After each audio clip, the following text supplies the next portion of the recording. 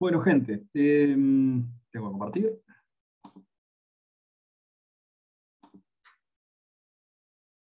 Pasamos por los dos primeros cuellos de botella de estudios de tipos de ecosistemas lénticos, que fueron, perdón, de ecosistemas límnicos, que son el análisis de sistemas lénticos, y hoy terminamos el de sistemas lóticos.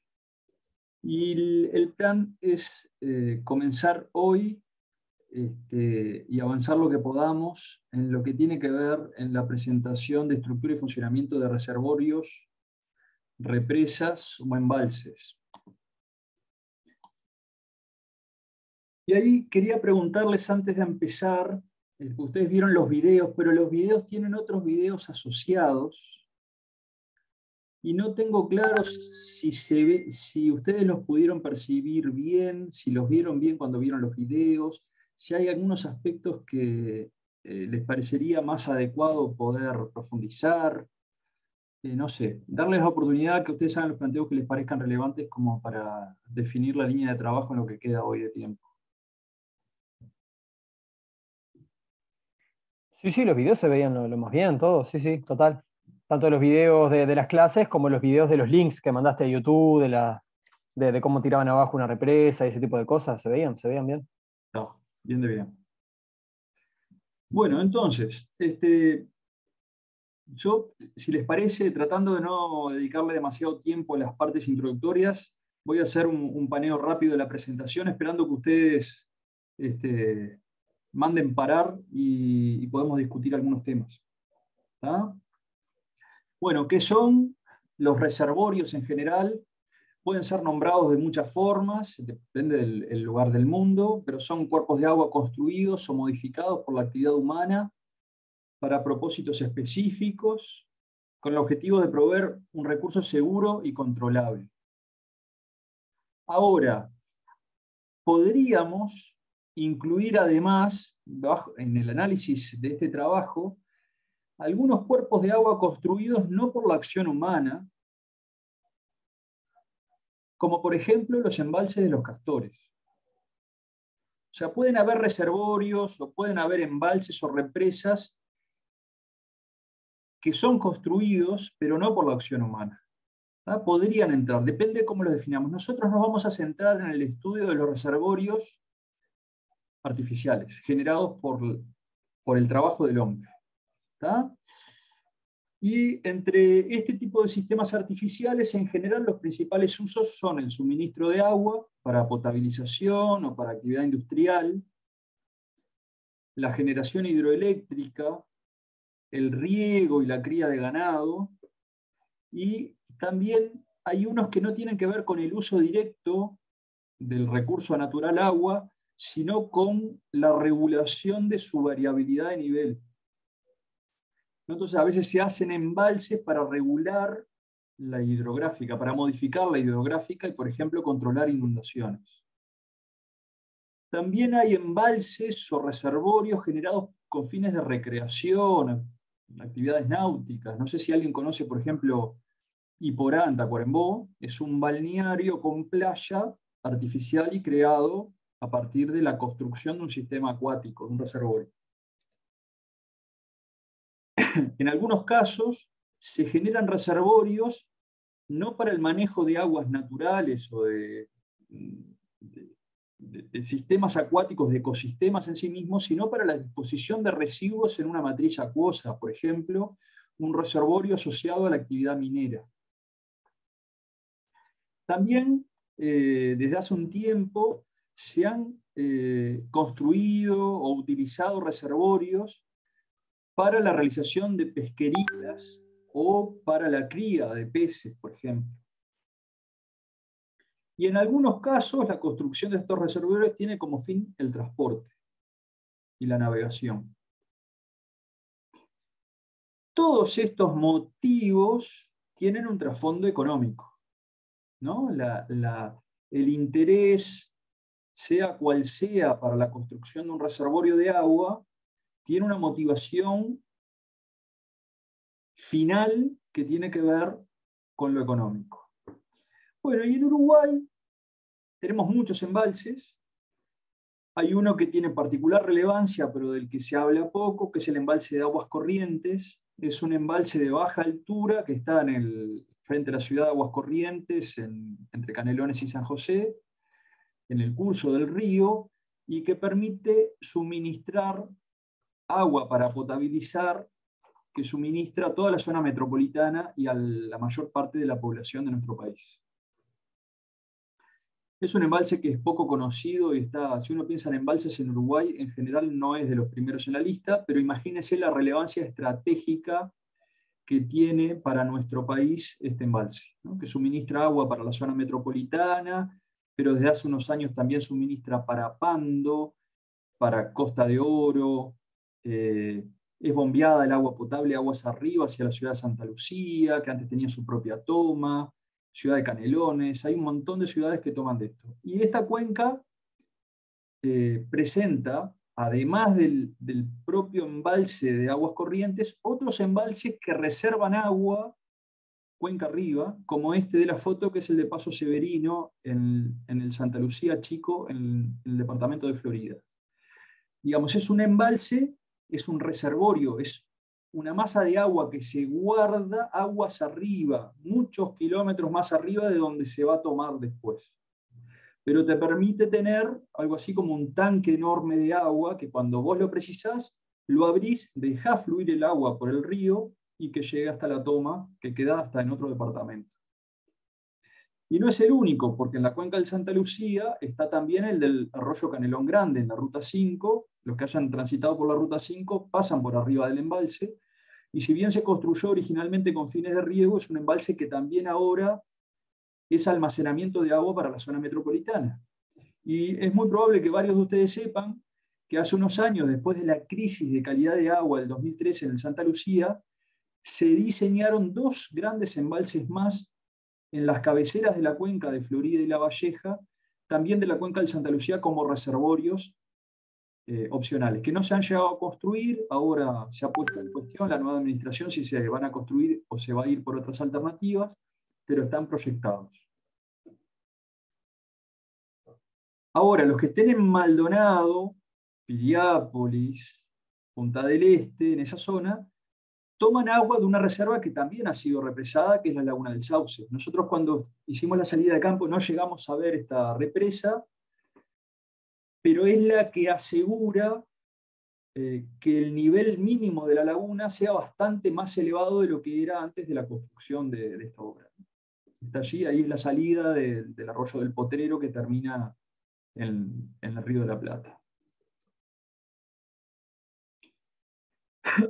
Y tenemos muchos embalses distribuidos en el país que tienen ese mismo objetivo. Este, por ejemplo, es el del arroyo San Francisco, que también es parte de la cuenca del Santa Lucía, pero no está pensado para reservar agua para la toma de aguas corrientes, sino que tiene una toma in situ, que es la que suministra para la ciudad de Minas, en La Valleja.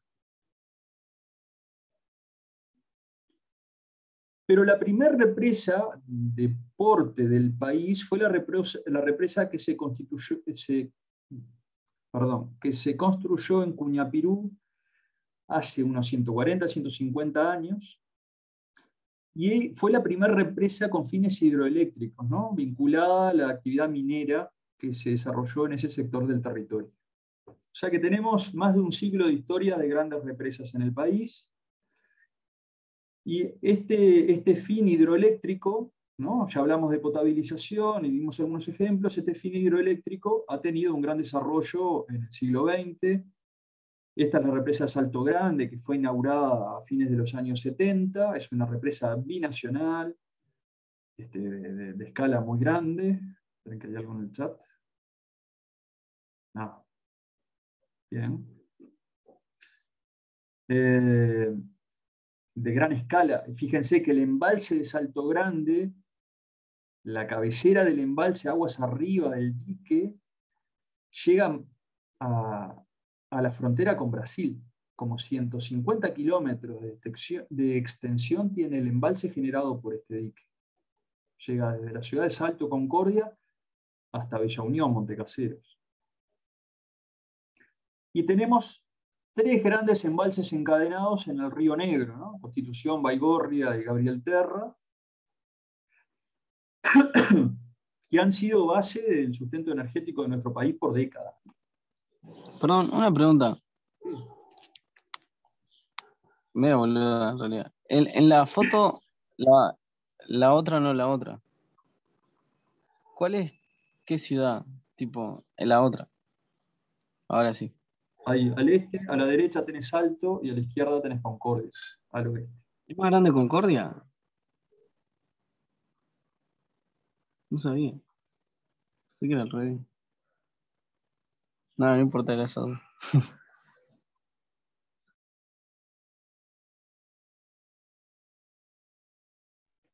Tiene el micrófono apagado, profe. Sí, eso mismo. Perdón. Acá tenés Argentina a la izquierda, es probable que sea un poco más grande, yo no me acuerdo. Yo viví un par de años por esos lados, pero no recuerdo los datos.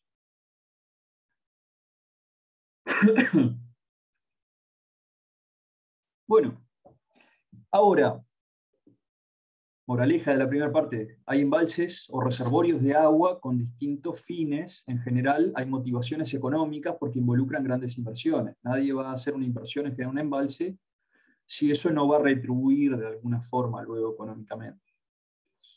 Ahora, tipos de embalses, hay embalses que se hacen en cursos de agua, construyendo un dique y aumentando el nivel aguas arriba, y hay otros reservorios que se hacen, por ejemplo, haciendo un pozo en el terreno, con fines de darle agua de bebida al ganado. Este tipo de intervenciones que involucran realizar un pozo, excavar un pozo en un predio pequeño en el campo, es muy utilizado en Uruguay también.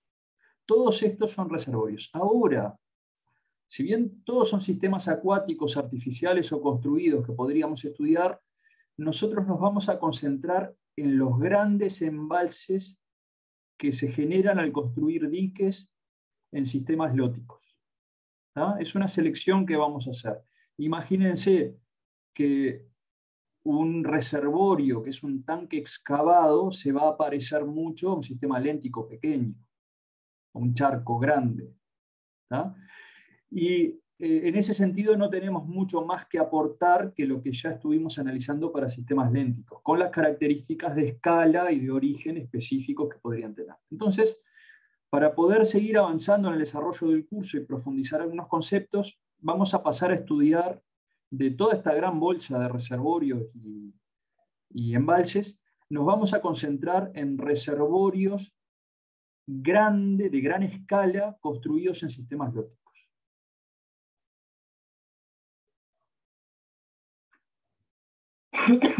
Bueno, y como habrán visto en la presentación, desde 1800 a la fecha ha aumentado mucho el número de grandes embalses a escala mundial. A no ser que ustedes me lo pidan, no vamos a poner los videos de vuelta. Creo que los videos son muy ilustrativos de lo que ha sido ese aumento de la tasa de generación de embalses y cómo se ha concentrado en algunos sectores del globo asociados en general al crecimiento poblacional y el desarrollo económico, ¿no? Y fuertemente interactuando con las características hidrológicas de cada región del mundo, ¿no? Hay zonas en donde el agua falta y el hombre, para estar allí, necesita asegurar su disponibilidad, y allí es donde se desarrolla mucho, mayoritariamente. Vimos uno de los videos, estaba en la presentación, específicamente vinculado a Estados Unidos. En este gran empuje de construcción de embalses y de reserva de agua, los mayores empujes de los últimos años están ocurriendo en China y en la cuenca del Amazonas en Brasil. Y acá yo les mostraba que se llama de las Tres Gargantas, el embalse de Tres Gargantas, que es el más grande del mundo y fue construido hace poco más de una década en China. Y bueno, todas estas grandes obras generan sin duda fragmentación de los ecosistemas lóticos donde son construidos y regulación del caudal. que junto con la contaminación por nutrientes son las perturbaciones de mayor escala que sufren los sistemas lóticos a escala global, los sistemas acuáticos a escala global. ¿Tá? Fragmentación, regulación de flujo y eutrofización son, como desde el punto de vista de su relevancia, de su alcance, las más importantes a nivel mundial. Hay bastante trabajo al respecto, que no, a no ser que a alguien le interese, no lo vamos a abarcar en detalle ahora. El tema de Brasil. El tema de Brasil es muy importante en nuestra región. Brasil ha estado en las últimas décadas con una crisis energética muy importante. En primera instancia, trató de solucionarla con la construcción de estaciones nucleares, que fueron construidas y no ha sido suficiente. Ha generado gran cantidad de embalses en la cuenca alta del río Uruguay. Tiene un nivel de regulación, y en la parte sur del país, digamos que su capacidad de generación hidroeléctrica ya está saturada, y por lo tanto ha saltado al río, la cuenca del río Amazonas, en el gran proyecto de construcción de la represa de Belo Monte, que ha dado mucho que hablar en los últimos años, ¿no? Es un proyecto muy reciente y que involucró una gran movilización de grupos ambientales a escala global. Acá tienen, por ejemplo, lo que era el curso de esta parte de la cuenca del río Amazonas, previa a la construcción de la represa de Belo Monte en 2011, y cómo quedó el curso de agua a posteriori. Fíjense, aquí está el embalse construido, pero involucró una conexión que antes no existía, ¿no? Entre sistemas distantes, entre partes del sistema, entre tramos distantes. O sea que no es un embalse típico, como si fuera Salto Grande, en el sentido de que vos tenés las represas y las turbinas en un sector del territorio, y la conectividad o la interrupción es longitudinal, fragmentás el sistema longitudinalmente, sino que además de esta fragmentación longitudinal, se generaron conexiones laterales entre partes que no estaban conectadas antes directamente. ¿Tá? Eso involucró inundación de territorios y bueno, otro tipo de interacciones que son bastante complejas. A una escala muy grande, ¿no? En comparaciones de los embalses que conocemos a nivel uruguayo, esto es realmente de gran escala. ¿Tá? Todo esto Una pregunta, rojos, terrenos nuevos inundados. Mateo. no entiendo por qué se unió, digamos, ese meandro que había, o sea, ¿por qué unieron el río en dos partes distintas? Mira, yo no conozco el funcionamiento hidrológico, pero esto tiene que ver con las curvas de nivel y con la topografía del territorio. Y digamos que cuando generaron los embalses y el nivel de agua se incrementó, eso naturalmente terminó estando conectado porque estaba sobre la misma cota. Seguramente los que definieron este proyecto hayan decidido no generar más interrupciones de caudal, porque seguramente esto de alguna forma le servía, le aportaba más agua o le daba algún tipo de seguridad. El tema es que en esta zona del Amazonas son terrenos muy planos, tenés muy pocos desniveles, y es muy probable que subís un poquito el nivel y se inunden grandes superficies, que es lo que está pasando acá. ¿Tá?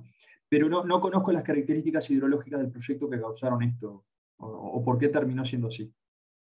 No, pero Y no esa fue parte, intencional, es como una consecuencia, ¿no? Pero no tengo duda de que estaba claramente establecido que esto iba a pasar con el proyecto. O sea, no es algo que no lo hayan esperado, ¿no? Es un proyecto, no sé la magnitud, pero es multimillonario en dólares. Seguramente la inversión acá estemos hablando de miles de millones de dólares. Esa escala. Es un monstruo el proyecto.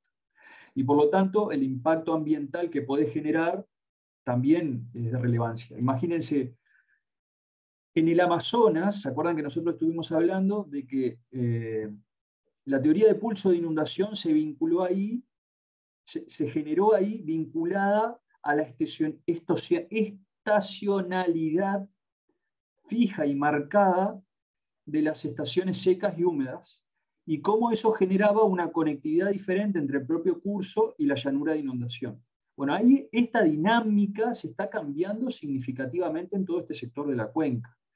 Entonces, zonas que estaban estacionalmente o nunca estaban inundadas pasan a estar permanentemente inundadas, y los ciclos biogeoquímicos de nutrientes, de carbono, de lo que fue, están totalmente modificadas en esos sectores. Entonces, hay varios grupos brasileños de investigación, por ejemplo, de Universidad de Río de Janeiro, que han estudiado cómo esto influye en los flujos de carbono asociados a gases de efecto invernadero a escala global, y cómo este embalse o estos embalses tienen efecto en el clima a escala global.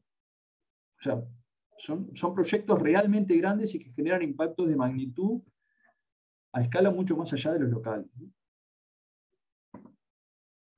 Ahora, estos grandes embalses no empezaron ahora, ni en China, ni en Brasil. El primer realmente gran embalse con fines hidroeléctricos que se generó a escala global fue este, que es en la zona oeste de Estados Unidos, y que hoy en día capaz que en algún momento coinciden en algún canal de Clave, en History, ese tipo de cosas, y están los videos de la construcción, lo que fue el desafío tecnológico a través de para la construcción, ¿no? Ingenieril para la construcción de estas estructuras, cosas que hoy en día están completamente superadas y validadas y se hacen grandes estas obras, ¿no?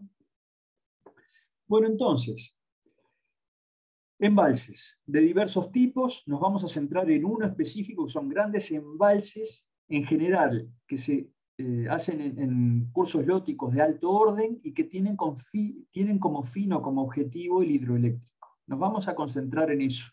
El tema, por supuesto, es mucho más amplio, pero tomemos ese modelo para explicar algunos componentes del desarrollo teórico de la limnología asociado a estos embalses. Hay un insumo de síntesis de cuál es la naturaleza de este tipo de ecosistemas artificiales y las consecuencias ambientales que genera su construcción, que es muy interesante, y es esto es un reporte técnico de Thornton del 96, está un poco viejo, pero los que se animen a entrar al inglés, sinceramente es muy bueno, muy abarcativo de toda la temática. Y muchas de las gráficas que están en la presentación son sacadas de ahí. Lo que plantea en primer punto en la descripción de las características físicas de estos ecosistemas, este autor, es que los reservorios no son ríos modificados, pero no por ser ríos modificados se convierten en lagos. Son sistemas que están en un punto intermedio entre lo que era un río y pasó a transformarse en algo parecido a un lago. ¿Está? No quiere decir que sea exactamente la transformación de un río a un lago, es algo que está a medio camino, y en realidad cuanto más grande, más se va a parecer a un lago, y cuanto más chico el reservorio, más características del sistema lótico va a conservar el reservorio. ¿Está? Que es este gradiente que aparece acá abajo. ¿Está? Hay un gradiente de escala, los reservorios más grandes se van a parecer más a lagos, y los reservorios más chicos se van a parecer más a ríos. Y esto se va a dar en un continuo, en un gradiente continuo, que tiene que ver con el incremento del tiempo de residencia hidráulica. ¿Cuánto es la capacidad del lavado del sistema? Si es muy baja la capacidad de lavado del sistema, muy parecido a un lago su funcionamiento. Si hay gran capacidad de lavado, se va a parecer mucho a un río. No mucha historia, si se quiere, esto nos permite ponernos a media agua entre los dos grandes temas que ya discutimos. Ahora, un gran embalse no es homogéneo longitudinalmente. En general, las distintas descripciones de su funcionamiento y de su estructura distinguen tres zonas longitudinalmente. Una zona de entrada, que es la que se denomina riberina, una zona intermedia, que es la que se denomina transición, y una zona cercana al dique de gran profundidad, que se define o se nombra como lacustrina o lacustre. Y cada una de estas zonas se caracteriza por distintos procesos. La riberina no es el río propiamente dicho, pero conserva muchas características de las condiciones ambientales y de la calidad de agua del río que allí fluye. En la de transición empiezan a darse los cambios más significativos. ¿Está? ¿Y a qué se debe este cambio? Que a medida de que el río, el agua que fluye desde el río hacia el embalse, va aumentando su sección, ¿qué va a pasar con la velocidad del agua? Disminuye la velocidad del agua. ¿Y qué pasa con el caudal a medida que la sección aumenta? Se mantiene igual.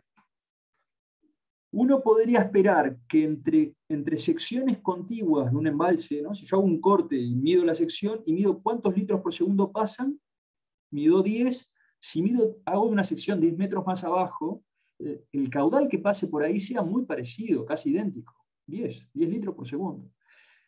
¿Tá? A no ser que llegue un gran afluente o que se evapore mucha agua, que gane mucha agua el sistema desde otro lado, o que se pierda mucha agua hacia la atmósfera, la cantidad de agua por unidad de tiempo, el volumen por unidad de tiempo va a ser más o menos constante. Pero al cambiar la sección con un caudal relativamente constante, la velocidad va a cambiar mucho. Imagínense, si a un caudal fijo o a un caudal constante, si se duplica la sección, la velocidad tendrá que caer a la mitad. Si se hace 10 veces más grande la sección, la velocidad caerá 10 veces menos, porque la cantidad de agua por segundo que pasa va a ser la misma, o prácticamente la misma. ¿Tá? Entonces, ¿qué es lo que pasa? A medida que va haciéndose más grande la zona más parecida a un lago, el embalse, la velocidad cae abruptamente y eso hace que la capacidad de transporte de partículas en suspensión sea cada vez menor, caiga rápidamente. Y hace que en esa zona intermedia del embalse, en donde la sección aumenta abruptamente, predominen los procesos de precipitación de material particulado que venía siendo transportado en la columna de agua. Entonces ahí lo que tenés es algo parecido a la desembocadura de un río, imagínense en el mar. Se puede llegar a formar un delta. ¿Por qué? Porque se aumenta mucho la sección, disminuye la velocidad y el material particulado es depositado mayoritariamente. Vas a esperar que en estas zonas hayan acúmulos, haya colmatación del embalse, hayan acúmulos de sedimento a medida que el tiempo pasa. Vas a esperar, o vas a poder explicar, que la transparencia del agua aumenta a medida que el agua pasa cada vez más lento por la zona de transición. Y cuando llega a la zona lacustre, el agua va a ser mucho más clara, va a tener mucho menor contenido de material en suspensión, no disuelto. El disuelto es otra cosa. No esperaríamos grandes cambios en lo que estaba puramente disuelto.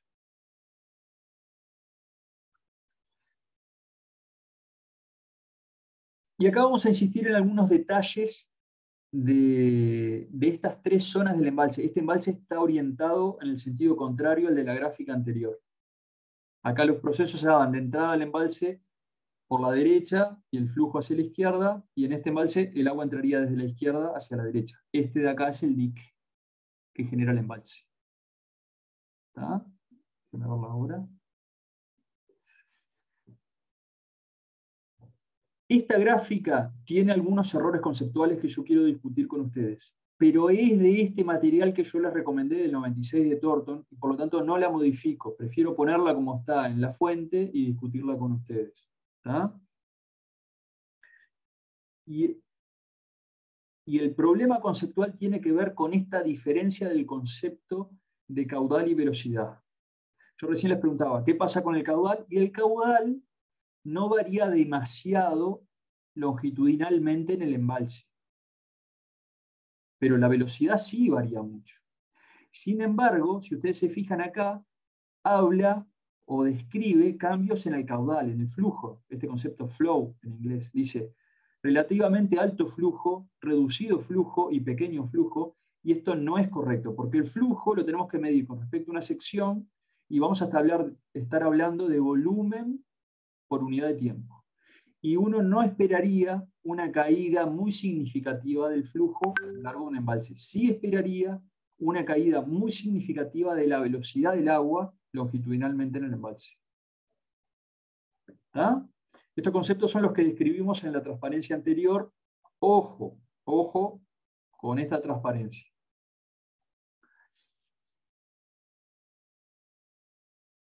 Bueno, y para redondear hoy, porque entiendo que hoy analizamos cosas que son complejas y que seguramente ya haya un nivel de saturación suficiente, yo quiero hacer una aclaración más y la introducción de un concepto relevante. Primero, esta zonación en 3 zonas de un gran embalse no tiene nada que ver con la zonación en 3 tramos que hacía Illies o Banot de un sistema lótico. Acá no estamos hablando de cabecera del sistema lótica, de zona media y de zona cercana a la desembocadura. También se divide en 3 el embalse, pero acá podríamos estar discutiendo de que este embalse esté todo en la cabecera de un sistema lótico, o todo en un tramo medio, o todo en un tramo bajo. ¿Está? Y esto se los digo porque muchas veces, cuando evaluamos estos temas a posteriori, como dividimos el sistema lótico en 3 zonas en un momento y ahora estamos dividiendo el embalse en 3 zonas, muchas veces se mezclan los temas. Ojo con esa confusión. ¿Tá? Acá lo que estamos hablando es dentro del embalse, independientemente si es de cabecera, si es de tramos medios, ¿no? Si es de Ritron, de Crenon o de Potamon, independientemente de eso, un gran embalse tiene zonas con comportamientos ambientales diferenciales dentro del propio embalse. ¿Tá?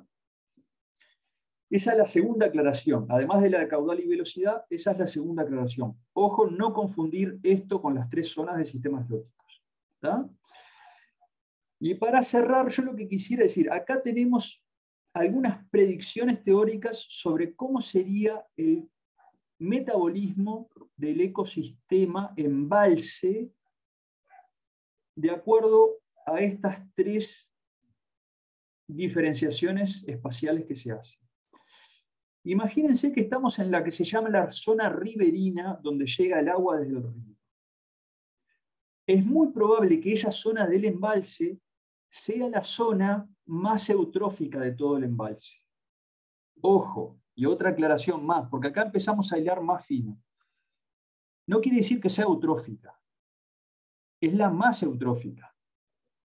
Quiere decir que es la que uno esperaría que tenga mayor nivel de nutrientes.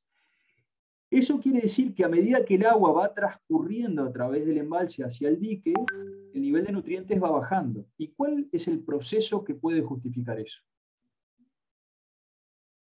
¿Qué me dicen? La profundidad y la reducción de la velocidad del agua.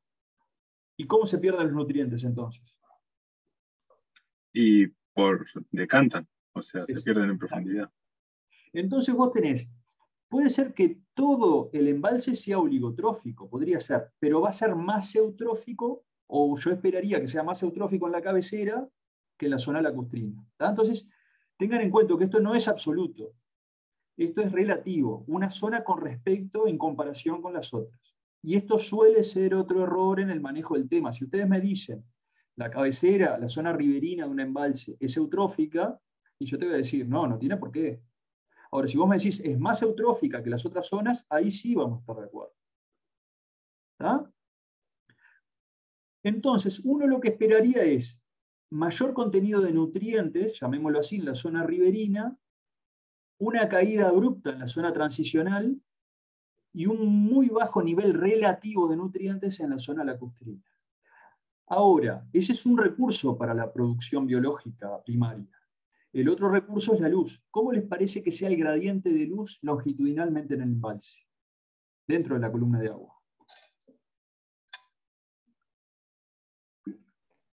Y vamos a tener aguas más transparentes, donde la luz va a llegar a mayores profundidades en la zona lacustrina. Y bueno, por oposición, lo contrario, ¿no? En la zona riberina vamos a tener aguas con menor transparencia y con la luz llegando a menores profundidades, ¿no? En la columna. Exacto. ¿Vos, Mateo, querías decir algo? ¿Prendiste cámara o no? No, me di cuenta que la tenía apagada nomás. No.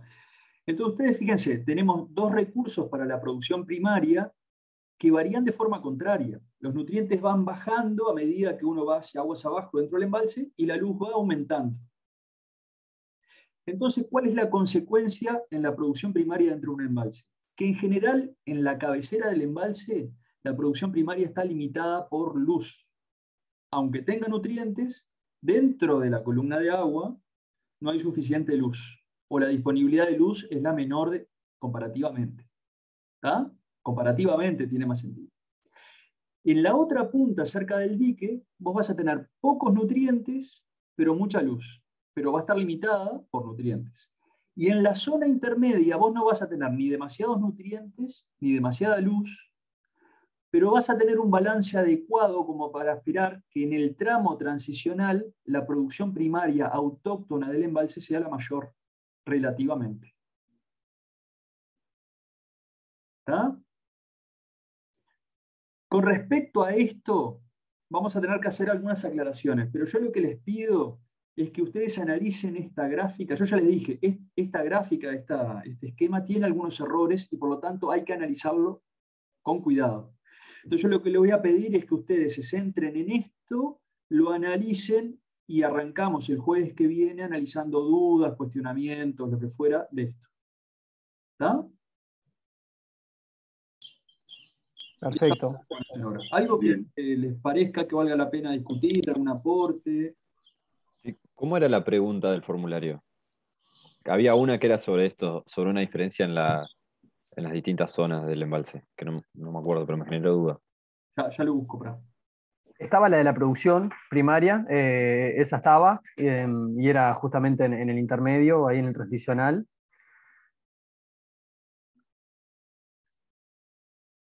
Estoy yendo. Ahí comparto. Sí, después había otra que preguntaba si se transformaban en sistemas lénticos.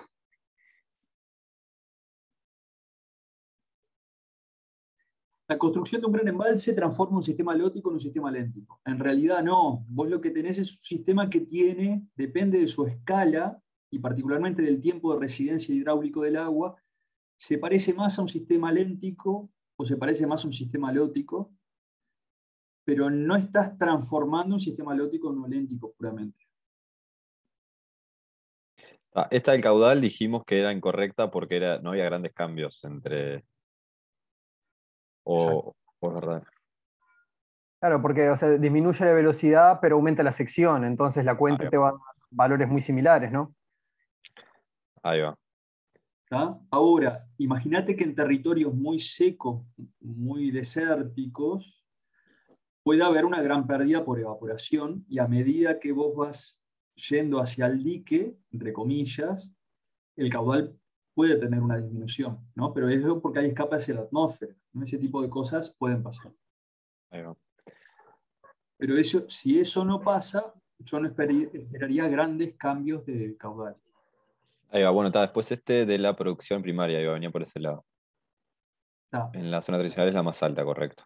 Está. Y acá hay una digresión que es de las cosas que yo quiero que piense, que es una aclaración que no hicimos recién, y es esta aclaración de por unidad de volumen. Esto es relevante y todavía no lo discutimos. Y si ustedes se fijan, ¿están viendo la gráfica ahí? ¿O siguen con el formulario? Se ve la gráfica. Se ve. Si ustedes fíjense, acá hablan de ppr por metro cúbico, por unidad de volumen. Piénsenlo, a ver, ¿por qué puede ser esto? Porque una cosa es la producción total de la zona transicional o por metro cúbico. No es lo mismo. Capaz que la producción máxima total está en otro de los ambientes. Pero acá para hacerlo comparativo lo haces por unidad de volumen. ¿Tá? Fíjense la letra chica, analícenlo y lo discutimos la próxima. ¿Tá? Yo ahora les mando los resultados del test ya mismo y si hay alguna duda de ahí también lo analizamos la vez que viene. Yo tengo una pequeña duda igual. O Dale. sea, más que nada con respecto al tema del flujo, como que, o sea, en el video me ha quedado claro, pero ahora me puse a pensar y digo, si las compuertas están cerradas y hay un embalse suficientemente grande para generar una zona de lacustrina, ¿no llega a ser cero el caudal en algún momento? ¿Que se quede quieta el agua? Es que lo que vos sí, a nivel del dique sí, de aguas arriba, yo lo que esperaría es que si el río te sigue aportando de agua, el nivel aumente. Vos te vas a tener un embalse cada vez más profundo. Porque si te sigue llegando agua y no sale hacia aguas abajo porque la represa está cerrada, el nivel va a tener que subir. No vas a perder esa agua que te llega. Claro. O sea que, en algún momento puede existir un caudal cero. Por más que después la abran y salga, obviamente. Sí, sí, sí. Y naturalmente, aunque no sea un embalse, vos en un sistema lótico podés tener momentos de caudal cero. ¿Te acordás de la hidrográfica? Cuando la hidrográfica, que es tiempo, caudal, cuando el caudal toca el cero, quiere decir que ahí no está corriendo el agua. De repente tenés agua en el río y no está corriendo. No La necesitas. potamofase. O ¿Eh? la potamofase era. O algo de eso. Limnofase, potamofase. Algunos artículos hablan de eso. La potamofase, potamo vendría a la que vendría a ser o describirla que se parece más al sistema fluvial, la que tenés flujo, y la limnofase a la que se parece más a un sistema léntico, ¿no? Ahí va. Por ejemplo, en los sistemas, yo creo que lo nombramos en un momento, los sistemas mediterráneos, los sistemas lóticos mediterráneos, en muchos momentos del año son una serie de pedacitos de cuerpos de agua con características lénticas desconectados. Y cuando se da una lluvia hay una conexión temporal, ¿no? Hasta que el agua drena, fluye, escurre y otra vez quedan desconectados. Y en nuestras latitudes también pasa. En los sistemas de bajo orden es muy frecuente que tengas momentos de caudal cero. ¿Qué pasa, por ejemplo, con la Laguna de los Cuervos en el Arequita, que es el río Santa Lucía? Ahí también hay un cambio así. No, ahí si vos vas un poco más abajo, donde está la ruta que cruza, vos vas a ver que el agua corre. Lo que vos tenés ahí es una sección muy grande, ¿no? Esa diversidad entre rápidos y pozones, ahí lo que estás viendo es un pozón muy grande.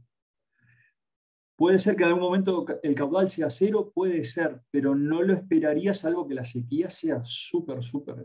Lo que seguramente tengas en algunos momentos, que el caudal baja, baja, baja y se queda muy cercano de cero, pero a esa magnitud de sistema, porque ahí ya tenés un río importante, aunque estés en Minas, es muy probable que siempre un caudal remanente exista, aunque sea unos litros por segundo. Yo no sé, yo nunca vi, no me lo imagino ahí cuando vos vas al camping Arequita abajo en la ruta, que no corra el agua. Siempre tenés un poquito, una capita de agua que corre. Buenas. Una de las fotos que les mostré la otra vez, ¿se acuerdan los bagrecitos que viven abajo de la arena en la zona hiporreica? Son exactamente de ese punto.